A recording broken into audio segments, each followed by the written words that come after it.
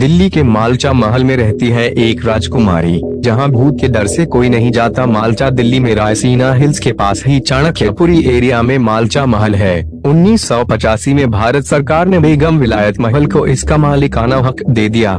इस टूटते हुए खंडहर हो रहे चमगादड़ों से भरे महल के लिए नई दिल्ली रेलवे स्टेशन के प्लेटफॉर्म पर 9 साल तक धरना दिया था। वो वहीं रहती थीं। जब रेलवे के अफसर उनको हटाने आते तो उनके 11 डोबरमैन कुत्ते उन पर झपट पड़ते। पीछे से वो धमकी देती कि अगर कोई भी आगे आया तो सांप का जहर पीकर वो जान दे देंगी। उनका कहना था कि वो अवध के नवाब वाजिद अली शाह के खानदान की हैं, राजकुमारी हैं और इस नाते वाजिद अली शाह का ये महल उनका ही हुआ। उस महल में छिपकलियां घूमती थीं, कमर तक घास उगी थी, दरवाजे नहीं थे। 10 सितंबर 1993 को बेगम विलायत महल ने 62 साल की उम्र में आत्महत्या कर ली। रेलवे स्टेशन पर बेगम का परिवार महल तो मिला, पर बेगम बच्चों को छोड़ गई। तब तक जमाना बदल चुका था। अवध के आखिरी नवाब वाजिद अली शाह को 1856 में अंग्रेजों ने सत्ता से बेदखल कर दिया था। उनको कलकत्ता जेल में डाल दिया गया, जहां उन्होंने अपने जीवन के आखिरी 26 साल गुजारे। जब 1947 में इंडिया को आजादी मिली, तब तक वाजिद अली शाह का खानदान इधर उधर बिखर चुका था, पर कई लोग क्लेम कर रहे थे कि वो नवाब के खानदान के हैं। प्रधानमंत्री नेहरू ने नवाब के खानदान को कश्मीर में एक घर दे दिया। सोसाइटी मैगजीन में बेगम के धरने के बारे में निकला था, पर 1971 में वो घर जल गया तो राजकुमारी अपने बेटे और बेटी के साथ लखनऊ आ गई। उस वक्त इंदिरा गांधी की सरकार थी। उस सरकार ने तो राजाओं के भत्ते भी खत्म कर दिए थे, तो उनके पुराने महलों को कैसे दे दिया जाता। इसी वजह से बेगम ने नई दिल्ली रेलवे स्टेशन पर अपना राज्य बना लिया था। बेगम के बेटे रियाज ने कहा था कि हम लोग रिक्वेस्ट नहीं करते हैं, मांग करते हैं। तो इंदिरा गांधी के प्रॉमिस के बाद मालचा महल उनको दे दिया गया।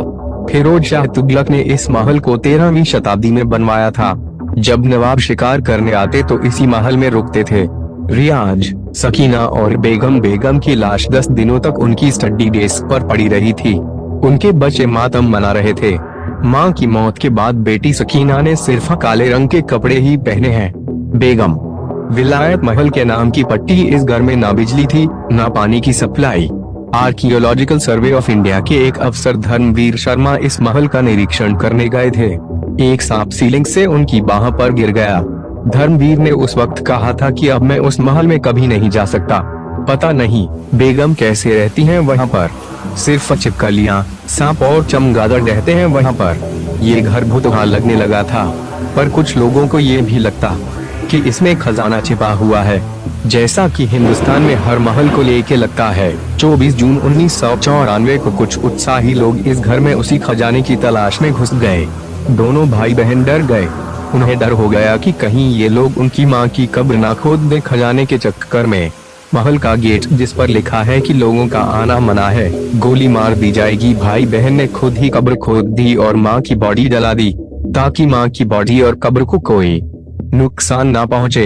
राख को एक बर्तन में रख दिया। इस घटना के बाद दिल्ली के लेफ्टिनेंट गवर्नर ने उनको रिवॉल्वर मुहैया कराई। एक वक्त था कि उन लोगों के पास 28 कुत्ते थे, पर आसपास के लोग उन कुत्तों को जहर देते रहते। बाद में कई मर गए। लोगों ने उनके महल से चांदी और सोने के सामान भी चुरा लिए थे।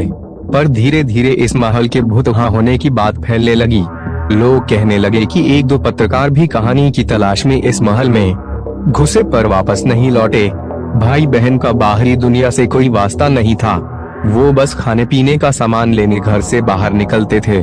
मुंह पर कपड़ा बांध के महल के सोने चांदी से उनका काम चलता रहा। पत्रकार, अफसर समेत नेताओं ने उनसे कई वादे किए थे, पर सबने बाद में बात बदल दी थी। कई लोगों ने उनके झूठे बयान पेश कर दिए, जिसकी वजह से उनकी छवि खराब हुई। दोनों भाई बहन बहुत अच्छे से पढ़े हुए हैं। सकीना ने तो मां के ऊपर एक किताब भी लिखी है। किताब का नाम है प्रिंसेस विलायत महल अनसीन ट्रेजर्स, पर यह किताब नीदरलैंड्स, फ्रांस और ब्रिटेन की लाइब्रेरियों में मौजूद है, इंडिया में नहीं। इन लोगों के पास एक पुरानी तोप भी है। कई लोग इसे खरीदना भी चाहते हैं, पर इन लोगों ने इसे बेचने से इनकार कर दिया है।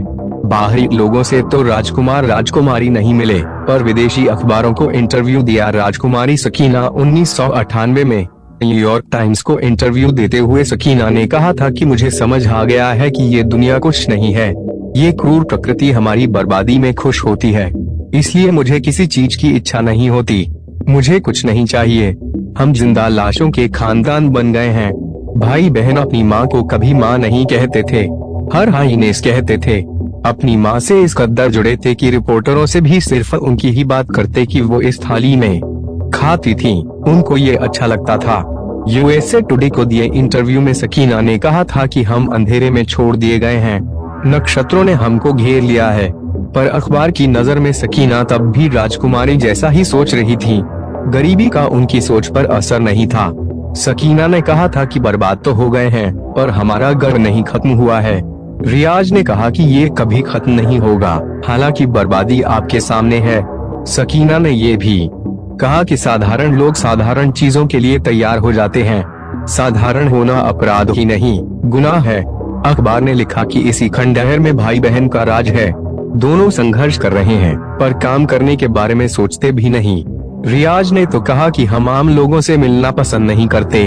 माँ के जूते जिनको पहनकर वो डांस करती थी टेबल पर रखे हुए हैं, ऊपर दीवार पर उनकी तस्वीर लगी हुई है।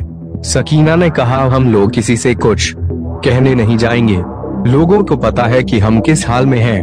बीबीसी के रिपोर्टर एलेक्स निनियन को राजकुमार ने इंटरव्यू दिया था, जिसमें कहा था कि उनको विश्वास है कि वो अपनी बहन से पहले मरेंगे और राजकुमारी परंपरा का पालन करते हुए आत्महत्या करेंगी।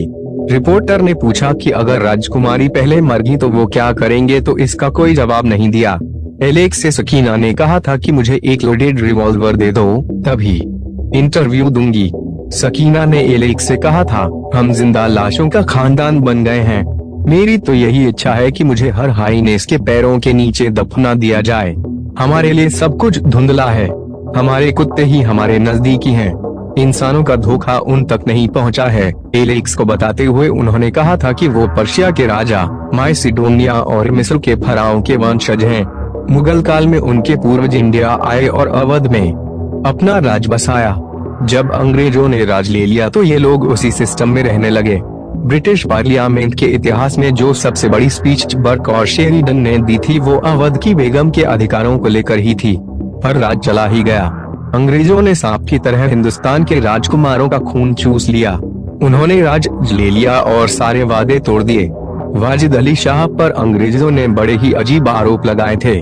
कहा था कि 365 दिनों के लिए इन्होंने 365 औरतें हरम में रखी थी।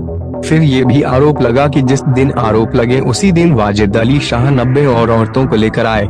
एलेक्स ने बाद में कहा था कि राजकुमारी को रिवॉल्वर नहीं दिया गया था, इसलिए कैमरे पर ये इंटरव्यू नहीं हो पाया। पर यह भी कहा कि राजकुमारी ने रिवॉल्वर इसलिए मंगाया कि कैमरे पर ही अपनी जान दे दे ताकि दुनिया तक इस खानदान की बात पहुंचे। राजकुमार के पास सिर्फ एक साइकिल है, वो उसी पर आते जाते हैं, वही बाहर निकलते हैं। भारत के नवाबी खानदान की विरासत है ये, जो वक्त की मार नहीं झेल सकी। सकीना ने शायद सही कहा था। 10 सितंबर 1993 को दोपहर 2:40 पर हर हाईनेस ने हमारा समय हमेशा के लिए रोक दिया। ऐसी और भी हंटेड वीडियो देखने के लिए और उनके बारे में जानने के लिए सब्सक्राइब करें हमारा